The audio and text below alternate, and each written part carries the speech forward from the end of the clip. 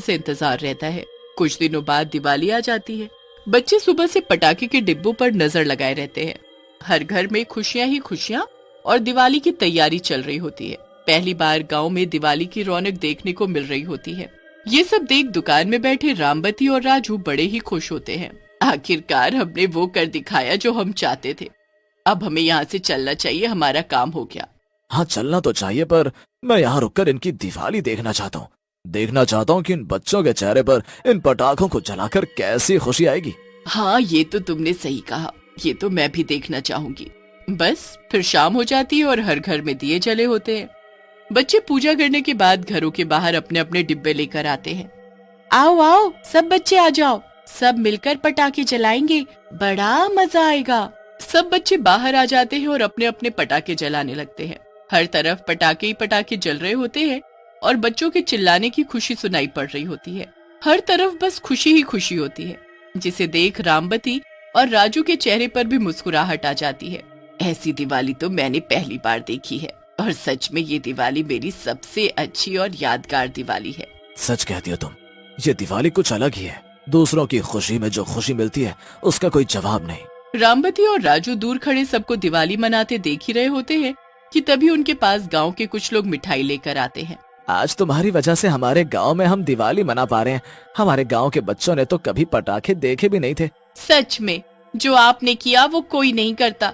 कितने ढेरों पटाखे आपने मुफ्त में बांट दिए। अरे बस, ये तो आप लोगों की खुशी के आगे कुछ भी नहीं है। तो बस फिर ये मिठाई हमारी तरफ से आप लोग स्वीकार कर लो तो हमें बड़ी खुशी होगी। राजू और रामबती वो मिठाई ले लेते हैं और बड़े खुश होते हैं।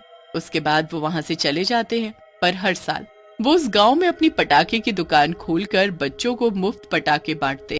एक बार की बात है, दिल्ली नाम के शहर में रानी अपनी माँ रोहिणी और पिता प्रीतम के साथ रहती थी। एक दिन रानी रोहिणी से बोलती है, माँ, क्या हम लोगों का कोई गांव नहीं है क्या?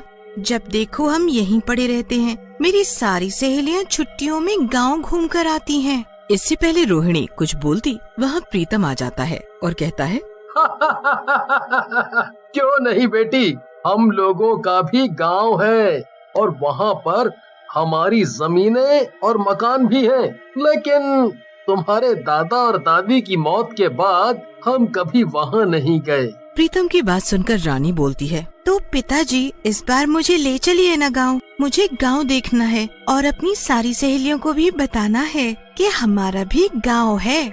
रानी की बात मानकर प्रीतम गांव जाने की टिकट करा लेता है और फिर वो तीनों गांव के लिए ट्रेन में बैठकर चल पड़ते हैं। रानी ट्रेन में बैठकर बहुत खुश होती है। वाह माँ, मजा आ गया, ट्रेन इतनी अच्छी होती है, मुझे तो पता ही नहीं था। लेकिन रानी की ये खुशी ज्यादा देर तक नहीं रह पाई। थोड़ी ही देर में ट्रेन पर सामान बेचने वाले आने लगे और तरह तरह की आवाजें लगाने लगे।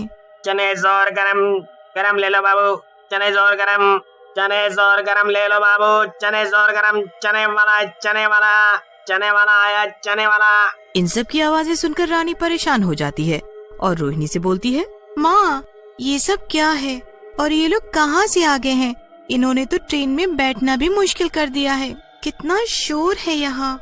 रानी की बात सुनकर रोहिणी और प्रीतम हंसने लग जाते हैं और कहते हैं,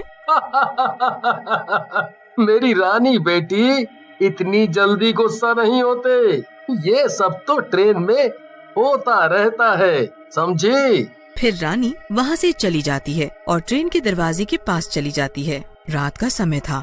ट्रेन के दरवाजे पर ठंडी ठंडी हवा आ रही थी। तभी रानी को लगता है जैसे कोई उसका पैर खींच रहा है। रानी डर जाती है और पीछे हो जाती है। ये क्या था? मुझे ऐसा क्यों लगा जैसे कोई मेरा पैर खींच रहा है? तभी उसकी नजर अपने पैरों पर पड़ती है। उसके पैरों से उसकी चप्पल जा चुकी थी। ये देखकर रानी बहुत घबरा जाती है और रोहिणी और प्रीतम के पास जाकर उन्हें पूरी बात बताती है, जिसे सुनकर प्रीतम बोलता है, अरे तुम डरो मत।